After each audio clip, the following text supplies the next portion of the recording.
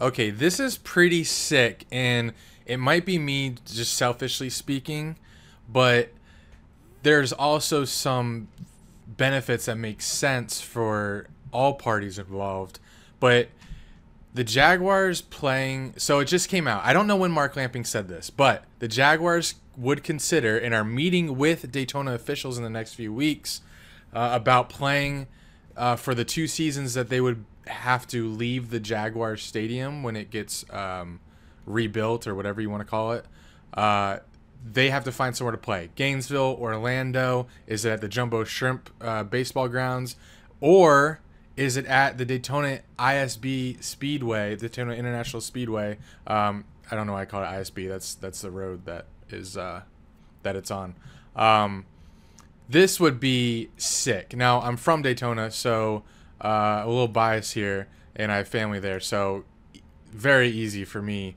But I think just logistically speaking as well, like you want to see the benefit of playing in Orlando, you attract like a big Orlando market to the games. If you play in Daytona, you meet in the middle between Jacksonville and Orlando. Like, or people that live in Orlando that are fans or could become fans because of this would meet. That's like in the middle, so they can meet there. It's actually a little bit closer to Orlando than it is to Jacksonville. From Jax, it'd probably be like 120, hour 20 minutes, hour 15 maybe. Now I know Jags fans extend down to like St. Johns County, so that's even closer, probably an hour away. So that's even better. This just looks really sick. Like, I remember like over 10 years ago when the Jaguars were trying to rally more fans. This was like the tarp ages and save the whale ages, where like there's no one going to the games. It's like 2010. We suck. Wearing the worst uniforms in the league. Quarterbacks Blaine Gabbert. So it's tough, struggling to get fans. Actually, this is probably like 2009. This is like David Garrard era still. The Jaguars did like this rallying thing where they go city to city. They give out teal deals. I can't remember what those rallies were called, but they were doing everything they could. Wayne Weaver was grinding to get fans to the games, and my dad had an idea, like, why not play preseason games in the infield of the Daytona Speedway, and you can attract like the Daytona and Orlando market.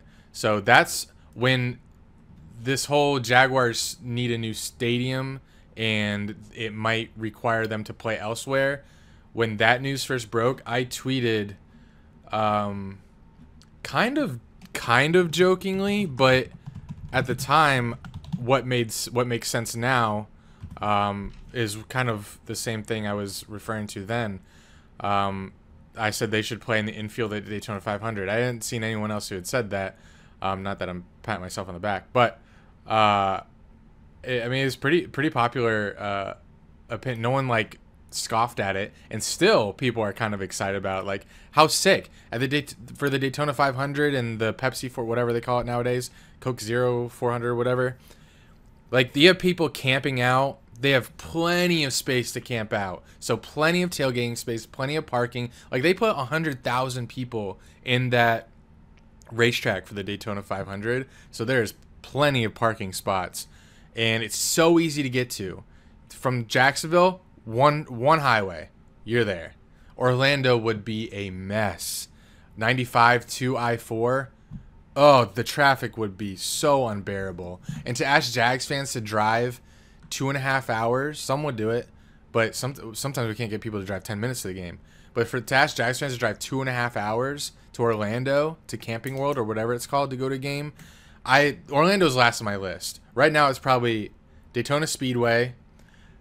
They are floating around the idea of and the potential of playing at the baseball grounds, which would require like $190 million renovation or something there.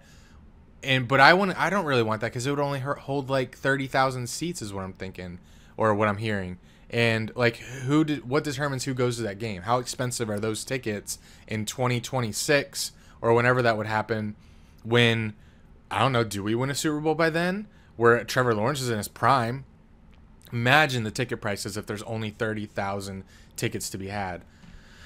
So Daytona is definitely number one on my list. If in fact we are going with a stadium rebuild or a stadium rehab, or why can't I ever think of the name? Anyway, if we're leaving the stadium as is and rebuilding on top of it, if that's the case, I really don't want to wait 4 years for the new stadium, because the other option is for them to start the stadium build and then stop during season and then start after season. I don't know if I want it to take 4 years. So this is number one on my list. Playing at the Daytona, I keep calling it Daytona 500, which probably just what I'm going to keep calling it. They've done similar things. This is the infield. Here's the seats. You know, they would probably... I saw in the article that... So it says... I don't know when Mark Lamping did this interview. Was it when he talked to reporters this week? And, like, none of the local reporters really made anything of it? But here's what it says. One local report mentioned Daytona International Speedway as an option.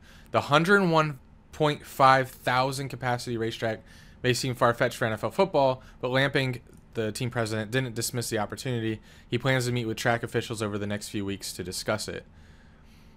Sign me up. Lamping said it would be an interesting solution, but would also require... I'm sorry, everyone. I thought you guys could see this. But would also require significant investment in terms of infrastructure, Lamping said. It can accommodate a big crowd. It would be a little wonky, but it's worth considering. After the Daytona Rising renovation. They did get renovations recently, so it is pretty nice. Dave Ramsey. That's funny. What was I going to show? Oh, so I assume big seating over here, big seating over here, and big seating over here. You already got this taken care of. There's more seats here than they could handle. Let's see. So sick. Like, would we be sitting over there? Like, it'd be like a concert where you're like behind the stage, you can't really see. There's so many things to consider. This is sick. See what I mean? They'd have to stop like, you can't sit all the way over there. That'd be crazy. But, like, look at all the room for things to do. Sign me up, please. What do you guys think? Are you in favor of this? Like, if we have to play somewhere else? This is the best case scenario that I can see. I mean, if you played in Gainesville, how does that even work? Gators would play Saturday, Jags would play Sunday, and that would happen multiple times throughout the season.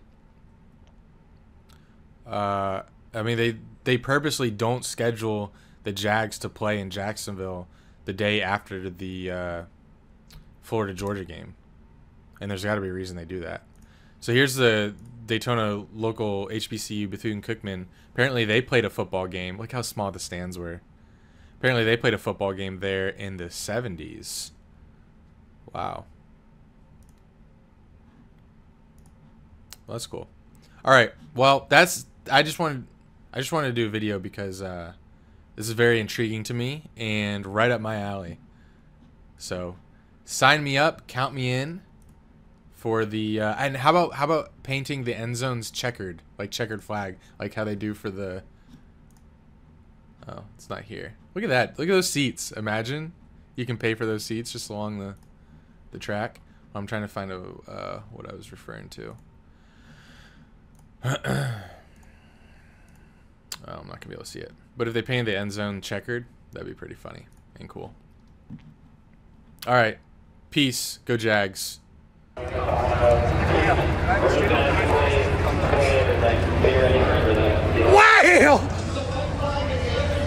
it's about that time. Oh my God, play. Hey, we're gonna take a left. You know where we at right now? Daytona 500. Do you know where we at right now? Daytona. Goddamn, we at the Daytona. God damn, we made it. Damn, we made it.